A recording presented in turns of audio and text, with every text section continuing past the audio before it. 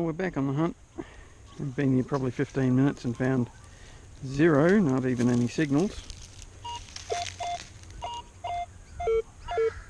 So let's have a go, see what we can find.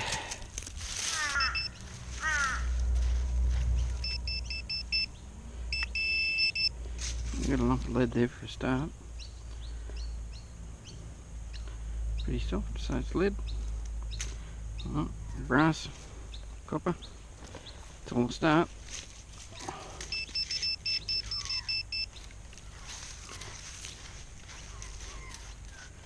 A bit of white powder coming up there. Could be a rock or it could be something interesting.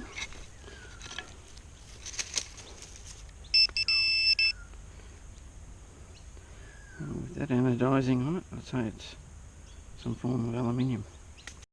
Well, we got our first real positive signal in a while. It's damn hot out here today too. Really low signal. Let's give it a look. Under a tree, I like to find things. And it looks to me like it's going to be mud and...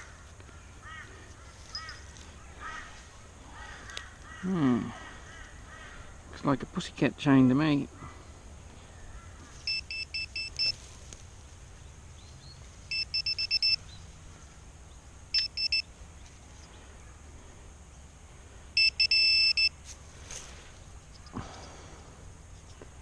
It's another bell. Ah, it tinkles. Well, I spent a good 15 minutes here tracking down tiny targets. They turned out to be these tiny little rivets. And I've got about 4 of them. Well, this one was very low. Very low level, 4 to 8. Not really suspecting anything. Oh, isn't that weird? It's a projectile. It's a 50 cal projectile. Very odd. Still got a bit of a driving band there, not that they have driving bands on projectiles. Looks like a rusty base to it. Oh, that's certainly an odd one. Now we've got a 3.0 projectile. 303. No obvious coloration on top. Different purposes had different coloured tips. Like armour piercing and incendiary and stuff like that. There's nothing on that one. Oh, that's pretty cool. Another bicycle valve cap.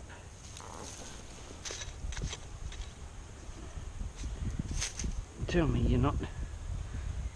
Well, it's not a cat ID. At least. Just a bent piece of copper. Or brass. It's most likely brass. And while checking the general area beside where we just found those plates, we found a nice little live 9mm. Just checking to see if it has got a primer.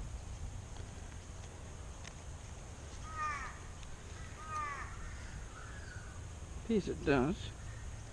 Been driven home really hard, so might be a misfired round. But that's pretty cool. We haven't moved far, and looky here, it's a 303 cartridge. Remember I was telling you these guys had a lot of spare time in their hands at the end of the war, so they were making trench art. That one's been cut in half, smack bang down the centre.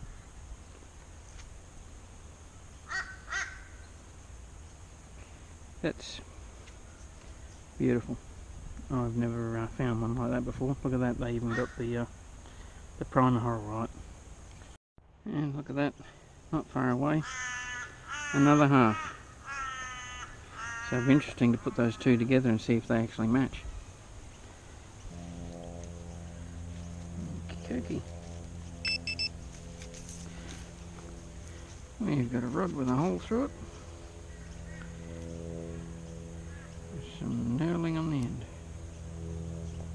Interesting.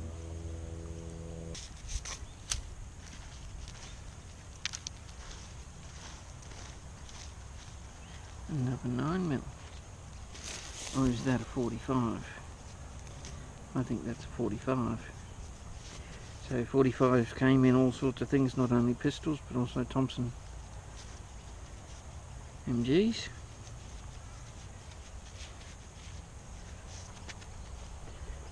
Let's see if we can find the other one to give you a size comparison. There we go, there's your 9, there's your 45. That's cool. That's a livey. I was thinking about this one, yeah, how it's got these marks around the front. I wonder if that could have been from a pair of pliers or from the vise to actually pull that projectile, empty it of powder and so on. But that's good. Well, it's turned out pretty good. Here's a pretty clear signal.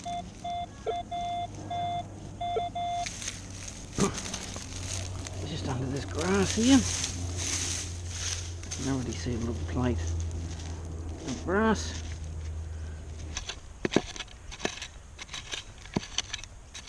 There we go. And just unearthed the 303 cartridge.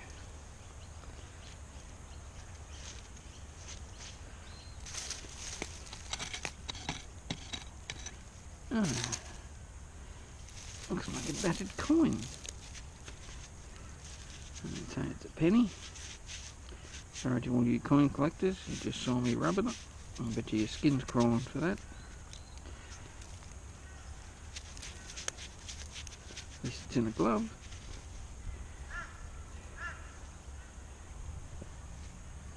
I can't read anything off it yet. Let's quickly do the wrap up. 2 cat collars and 2 bells. The cat's actually got a name on it and a phone number, so we won't turn that over. There's the rubbish for today. Hot rock, a couple of braces, plates of aluminium, I can put them to use. And starting over here, the offcuts.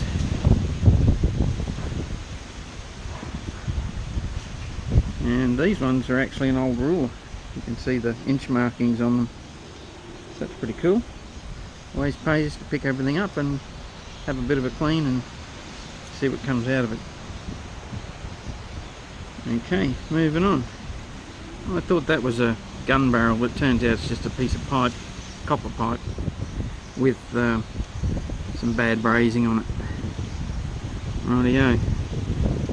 Got a drum bung here. This is the breather hole. It's actually got some writing in the middle. What I'll do is I'll get out the small device and take a close-up copy of that. Little medicine bottle of sorts.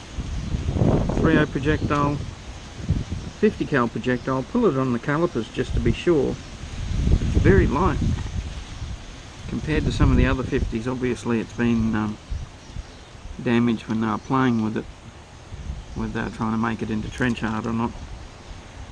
It hasn't been fired, there's no scoring on the outside, and it appears they might have melted the lead out of the back. But I'll get that checked because it's a different shape to the other 50s that I've had. 45, that's the WRA. I'll do a macro on that as well, and the 9mm, and the 303 cartridge. Once again you can see that's flared out, so they've actually pulled the projectile out of it. Rightio, down to the smaller bits. I thought this might have been a weight for a pull-through for a barrel cleaner, but it's got some sort of metal attachment on the end, so I can't be sure on that one. Some offcuts of cartridges. Now that appears to be a crimped electrical connection. A spark plug cover. A little small nail. A couple of those little rivets I was finding. The bite tube. I thought that was actually a